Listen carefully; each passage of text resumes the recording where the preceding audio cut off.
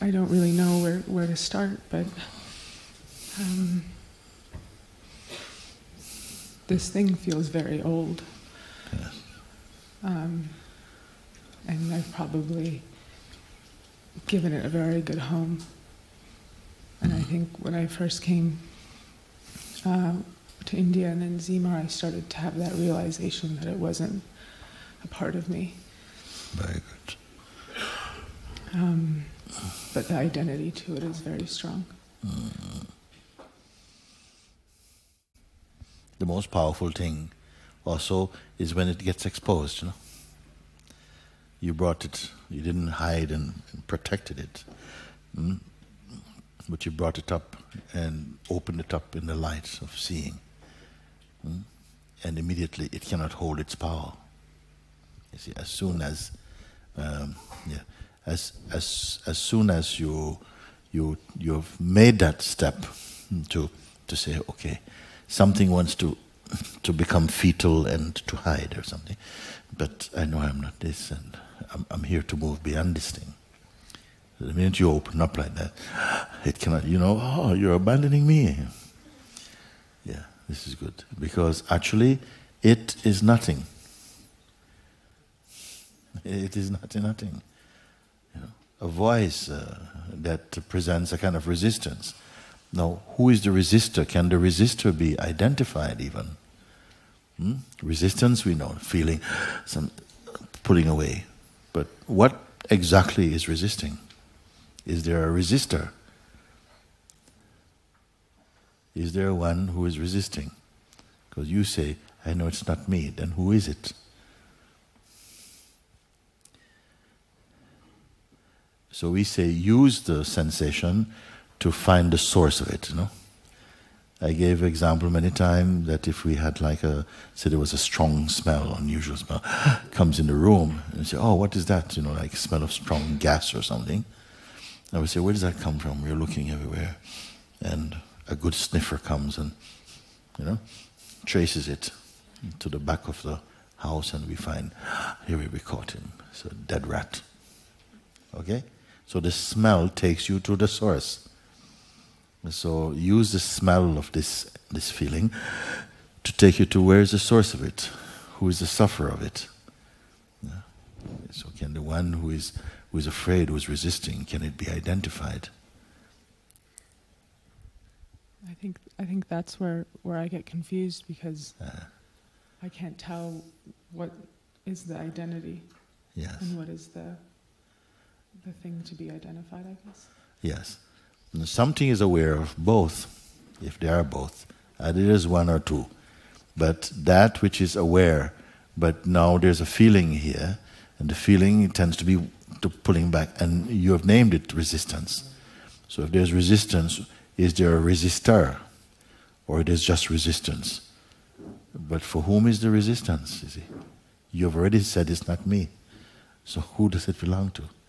So just trying to trace where is this smell, this energetic smell, arising from.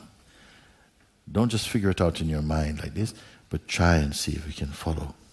There's this feeling here. You can feel its energetic presence. It's pulling up. And something is feeling, I'm suffering this or whatever. And then you say, but it's not me, it's not what I am. Still the feeling is there. Yeah. So who is the sufferer of it then?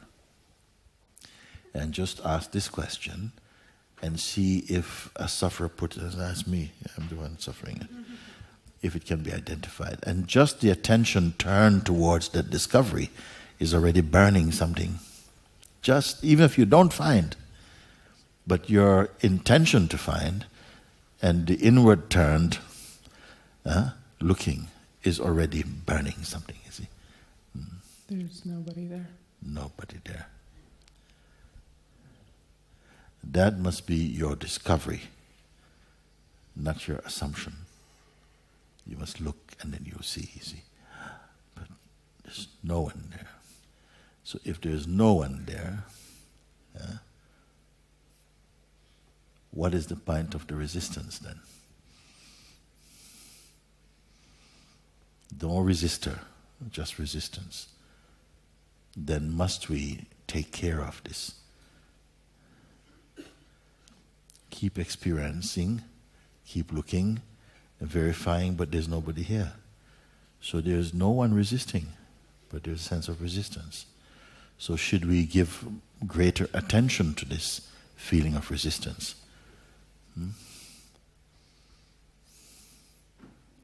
Just keep confirming, keep looking. Where is it? In the very looking, everything is coming back to a state of neutrality, to a state of emptiness and calm. And more confidence will come, will replace this fear. And you say, well, actually, I can look at that, I can look like this at anything, in fact. Until now, something was claiming it's happening to me. But you already say, but it is clear it is not to me. Because I'm here before this feeling came, I am here when this feeling comes, and I'm still here when the feeling goes. So if I was this feeling, then when it went, I would also go. But I'm here to watch, now this feeling is not here. So it cannot be what I am. How did it become strong? Belief and identity. This means the feeling comes and something interprets it and says, this means I'm not yet there. Some feelings come in themselves, of themselves, they have no real power. You see? But then as soon as they arise, some tendency to interpret them comes up with them. And it is the interpreting of them that, oh, this means, explaining, this means I'm not ready, I'm not good enough, I'm not going to get it. That's what caused the bad smell, and that's what creates the pain. You see? If you stay merely as the space in which they arise and they come and go without identifying with them, they will not leave any footprints in the consciousness at all. They will not be registered.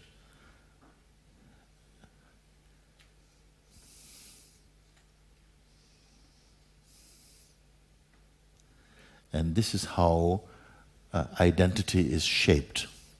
Because each time they come, you embrace it with identity and say, I'm not able to do it, and I'm not good enough, and so on. And somehow we affirm states which are not true, not yours. And look how easy it's going to be dismantled also.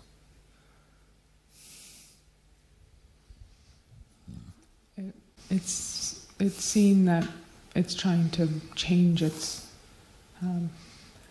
path. Yes, yes, yes.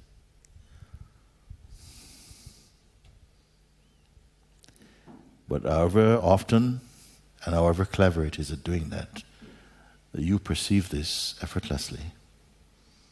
Especially if you don't identify. If you don't identify, your eyes are clear and panoramic, infinite.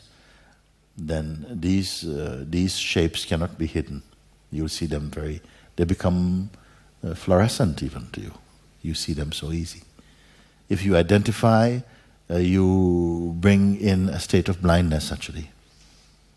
And then something wants to protect. If you identify with something, you're going to want to protect it. And if you try to protect it, you'll not do anything to expose it.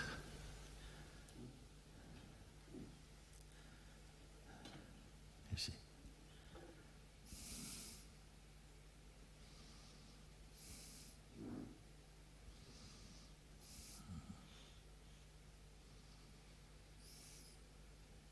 Now, maybe very slowly, these insights will begin to sink in. Because sometimes the mindset, the personhood feeling is still sitting. When you sit, when you stand, it's stand. When it turns left, you turn left. It's there. But gradually you're coming more into the space of presence again. As you feel and acknowledge your own presence. And then you begin to see that these are just random movements. And the tendency to identify quickly, that will not happen. When you don't identify, no trouble.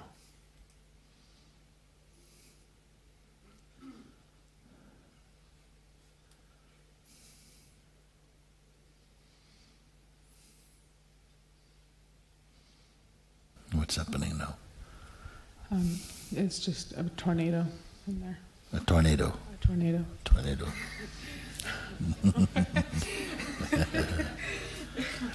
Is it possible, let me ask you, that the tornado is in the head and yet great peace prevail?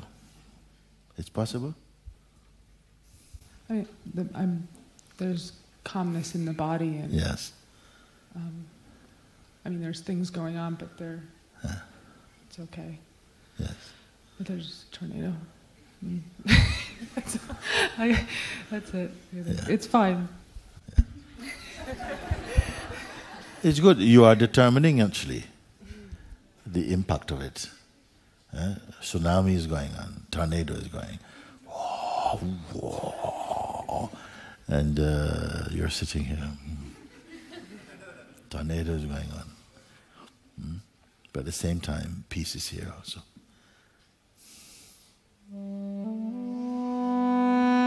Which will last.